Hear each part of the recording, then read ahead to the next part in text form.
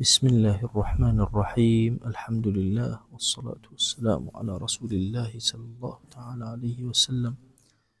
ربنا أرنا الحق حقا وارزقنا اتباعه، وأرنا الباطل باطلا وارزقنا اجتنابه. ربنا آتنا في الدنيا حسنة وفي الآخرة حسنة وقنا عذاب النار. أم شرطانك هي اسم فاعل غزر أقاتنا بتشوف اسم فاعل، اسم مفعول، صفة مشبهة، سيش اسم فاعل، اسم مفعول، صفة مشبهة، همان أم شرطانيتي، همان أم شتيك بو هرسي كان دوباره أبيتو. اما باسي شي ما كردو، باسي عامل قياسي ما كردو، كم دانا باسي فعل ما كردو، دواي باسي اسم فاعل. لكن اسم فاعل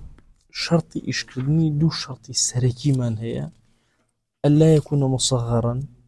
نابي مثلا الضارب الضويرب مثلا تصغير كرابي، ألا يكون موصوفا مباشرا، نابي الراستخو صفته باشتهاته مثلا ضربا شديدا مثل إجناك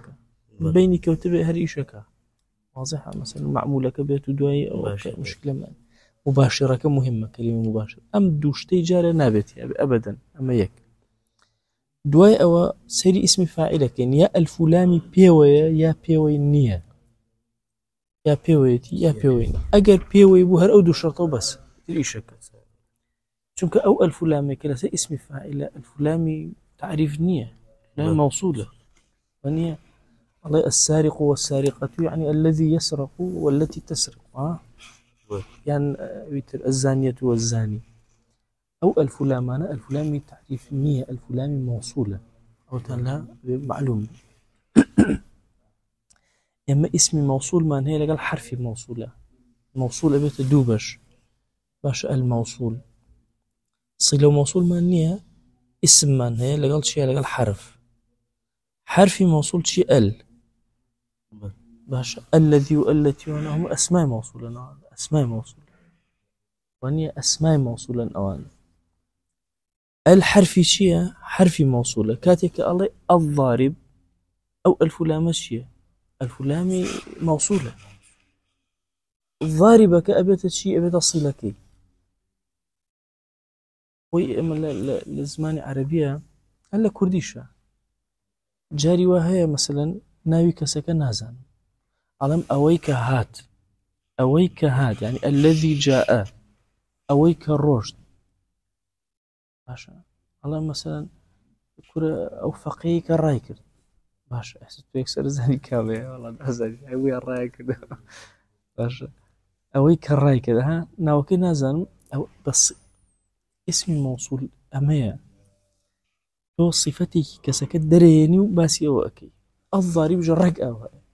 قال الضارب معناه وني اللي درك يعني أويك اللي دا، أويك اللي دا نقل درك شو أجر تعريف يعني اللي درك، أجر تعريف به اللي مثلا الرجل بياوكا الرجل ها يكسر لميش منو تو أزانيك في بياوكا بس أميتنا الذي ضرب الذي جاء الذي ذهب الذي كتبها أو الفلامي سر ضارب الرك أكات الذي ستيجيش تنشون أجر أو الفلامي سربو بس بشرتي مصغر نبي موصوفي مباشر نبي إيشك يتلو كذلك الله إيشك يعني فاعلي يعني مفعولي شلو تمان يعمل عمل فعلي المعلوم وأني لما بنا اسم مفعول كشخص يعمل عمل فعل مجهول. هسه أما تيجيش أما أي أجر مجرد الفلامي لسر نبو لقل أمدو شرطية شش شرطي تيجي بتدي شش شرطة كشيء ماشي. أبي أم اسم فاعلة اعتماد بقى تسر شيء استفهام وولي استفهاما يكم أي يعتمد مثلا ونمونا أي يعتمد على الاستفهام أو مثلا دوم أن يعتمد مثلا على النفي باشا. سيهم مثلا أن يعتمد على شيء النداء، حرفك النداء مثلا يا ضاربو مثلا ديارة يا ضاربو يعني يا ضارب زيد لو كاتب في نداءك يشون يا عبد الله ولا جرجاني خليك إنجا سهم شوارم أن يكون صفة. بينجم أن يكون حالا. ششم أن يكون خبرا. أن يكون خبرا وتكهات إيشك يا اعتمادي خصبة سر استفهامنا في النداء أمس يشتي لبيشو به يان خوي اسم فاعلك صفة به يا حال يا خبر إيشك. مثلا زيد ضارب غلامه. هذا أمن ينمونيك أما نسم زيد ضارب غلامه. ألم كاك ضاربون شون إيشي كردوه ألي دو شرط سريكي كي جارتيه واني مصغر نيو هيني وصف مباشرشي ونهاتو ألين كاك الفلان بيويانا بيويني واني كابو مجردة. ألين أبيك لم ششيتي هاتو دي كمان ألين والله ضاربون خبري زيدة كابوها يكون خبر أواني تياتو كابو إيشكا. غلام كابو تشيا مفعول ضارب. مفعول لضارب باشا. بس تيجيش شلون أو جاء أصور نوصل كتابك الله شيء. الله والثاني اسم الفاعل فهو يعمل عمل فعله المعلوم وكفعل معلوم إيشكا. الثالث اسم المفعول وهو يعمل عمل فعله المجهول. باش عمل فعل المجهول لك. وشرط عملهما شرط هردو كان شوت ما هي اسم فاعله واسم مفعوله وصفة مشابهة به شرط كان أما في الفاعل المنفصل أجر فاعلك نك فاعلي شاراوة اللي بملاحظة ترتان بملا فاعل شاراوة دواي بيرم خانو لفاعل شاراوة. مهم فاعلك بجيا مفعول بيك بأشكراءك أبي أمدو شرط ألا يكونا مصغرين ناب مصغر بن أو يك وكو ضويريب مضيربوها ولا موصوفين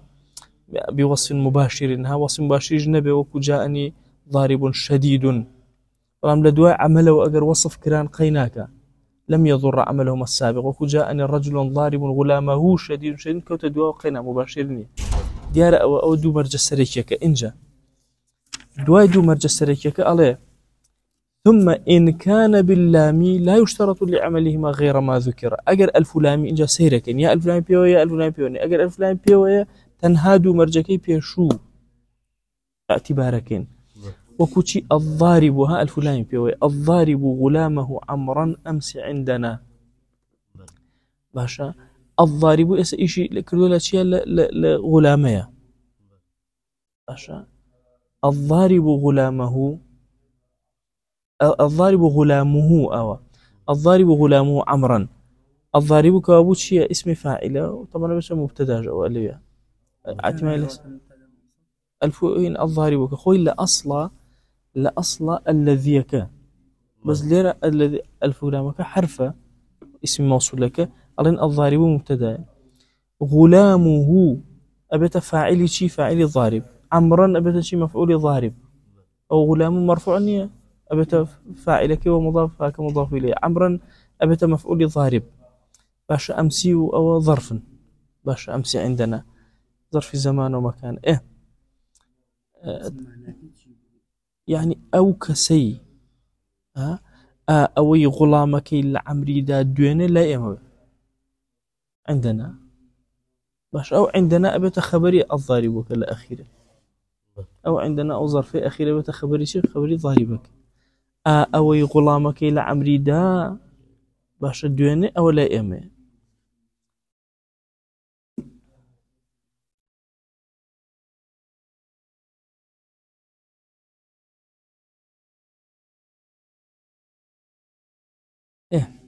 أو شتي تريتيا بوشي أمسي هنا وأمانة غرضي شيء ما بس نعمل جالس سرتان لتيك ليك هر أوان ده بس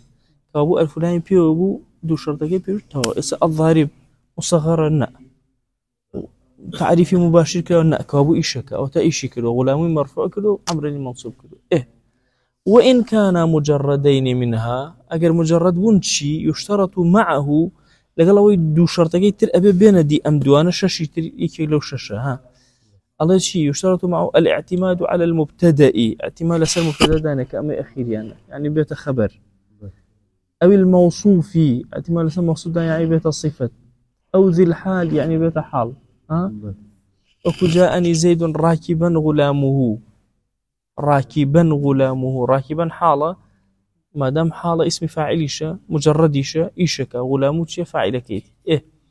يا اعتماد بخات السر استفهام أقائم الزيداني، اعتماد بخات السر نفي ما قائم الزيداني، وهكذا. واضح أو شلون؟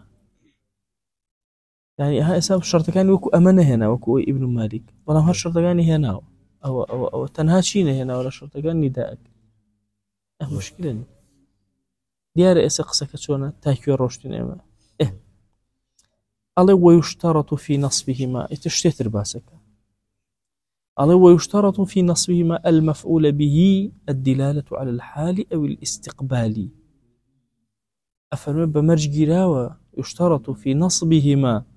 اسم فاعل اسم مفعول أجر مفعول به منصوب كان أبي دلالة لسر حال استقبال كان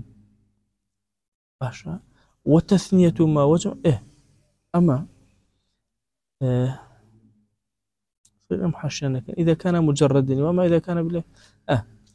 أو اشتتر السبب شنو بو أمسيك كوتم ملاحظة كتيرتيا تا أم شرطك تيجيشتون جوان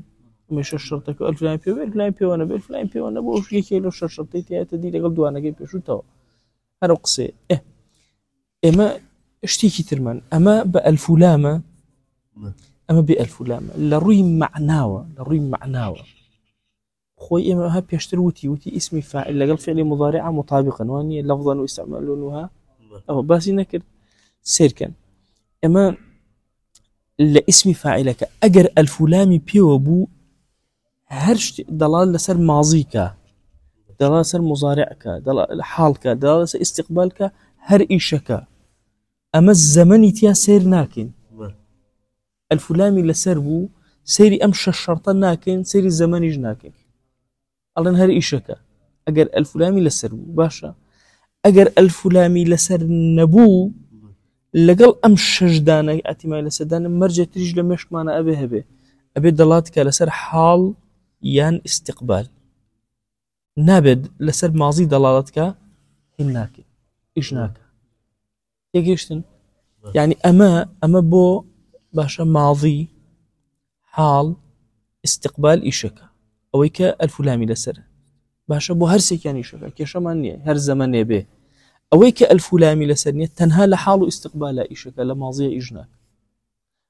أو تيجيشن جوار نوسر إيرا أليرا هاو تتي الضارب غلامه عمرا أمسي دوينه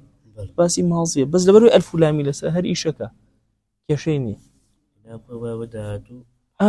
شو الله مشابه مضارع يعني مضارع بوجه بحال استقبال أبي وهابه بس كالفلامي لسربو جهتي اسميتي بقوة به وهو الفلامك أو كاتا الله ينشي الله ينكاك لا أمسي شائشك بس أجل لسري نبو أو جهتي بقوة نية تنهاوك فعل مضارعك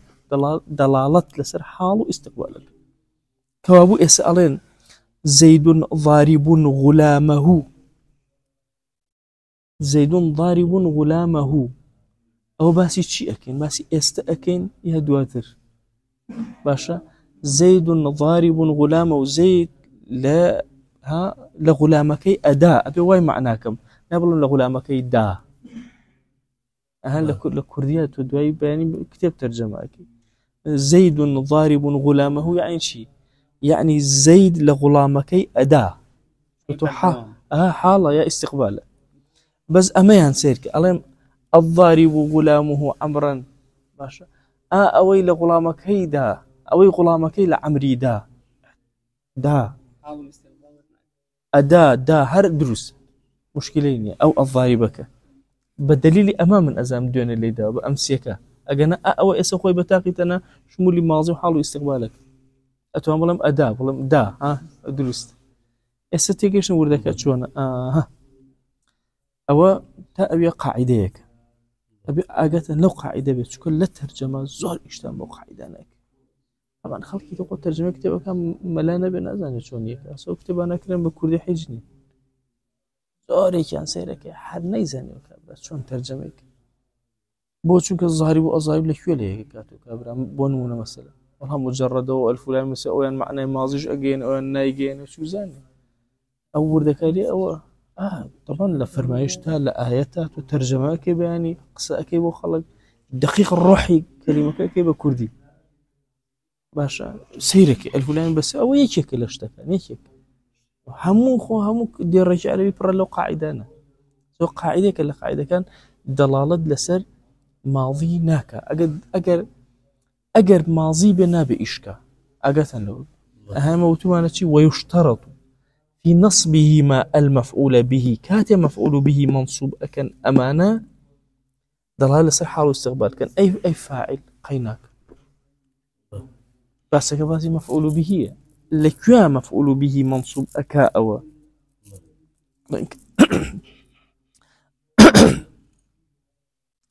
ألين لكوا مفعول به منصوب أكا ألين لو شناك دلالة صحة حال واستقبال كأجر مجرد بو اسم فاعلك يا اسم مفعولك يا صفة مشابهة فرغناك ديار أو تأوية قاعدة وتثنيتهما وجمعهما كمفردهما كاك خويش كشمانية أجر أم اسم فاعل اسم مفعول اسم بس شي ماكلو ها هموي مفردة ضارب الضاربوها نمونا كان معه مفردة أجر الضارباني بو الضاربون بو مثلا هل إيش فرقناك أو قصشان لا ديارة تثنية وجمع كهروك مفردة إيشك أو تيجيشتن لوا موضوع أثر هي بابوتان باسكي من جاء مسر مشتك ما نبيوتي أوزان المبالغة اسم فاعل هندي جارتو أتيو مبالغيكي ولا محمد وسيرك مثلا الله فلان كز زاربة بلام زور ليدر يعني الله فلان كز مثلا ذاهبة بلام زور الروح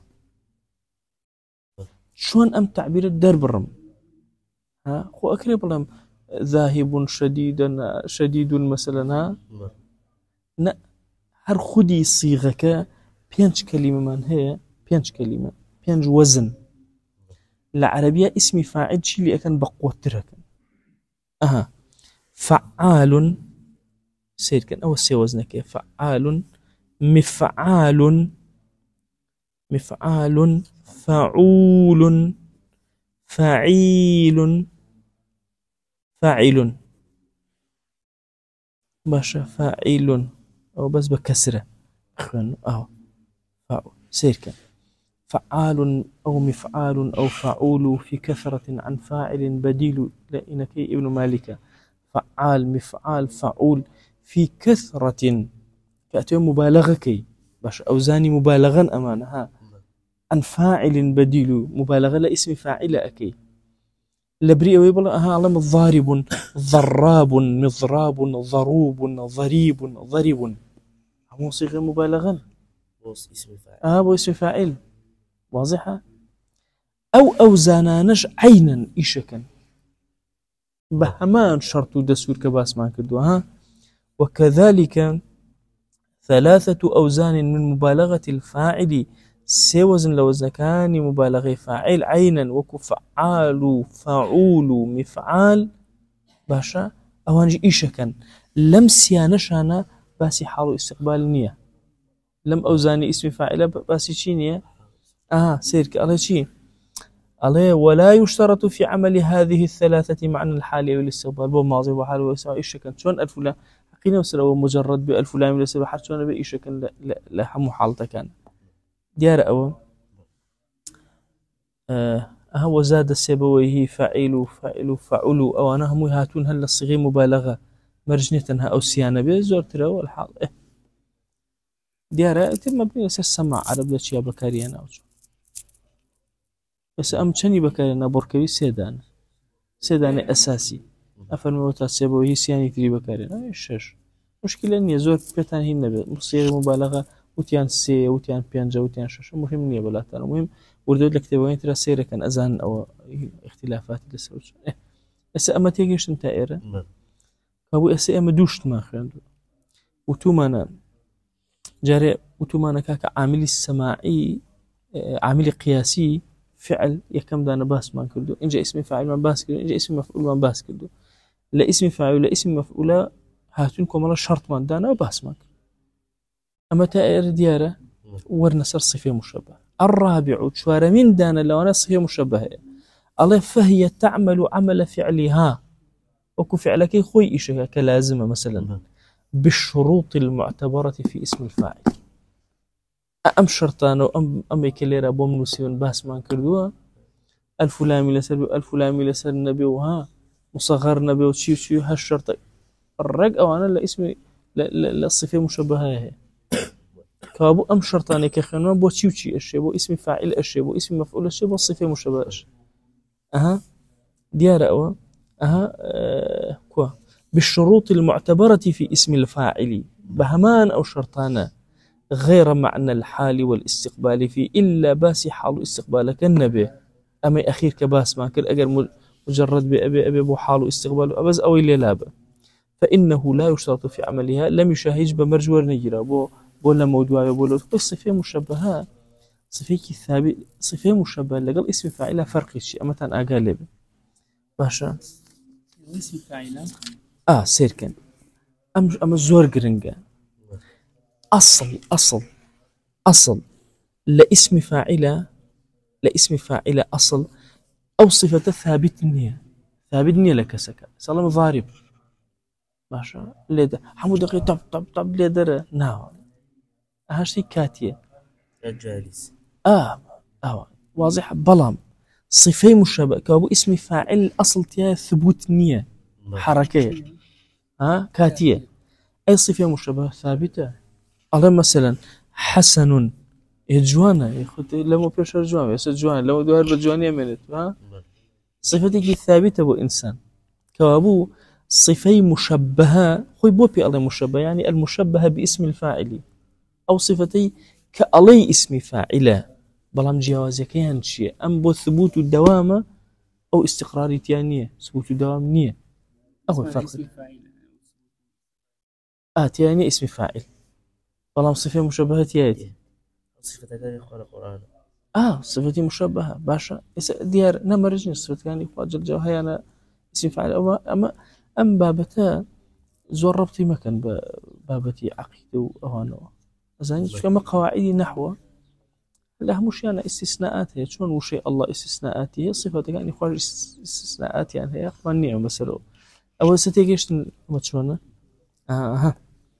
سبون منا مثلا بكسي قال لهم ضاحك اسم فاعل وبكرين حتى أجا زوزو بيب كان يلام ضحك صيغة مبالغة بكرين بس حد دائما بيك يعني حربيك يعني آخر وصفة دي ثابت نية بلام حسن صفتي ثابتة بون منا مثلا دي لا واضحة شلون بون منا هالم زيد حسن وجهه زيد حسن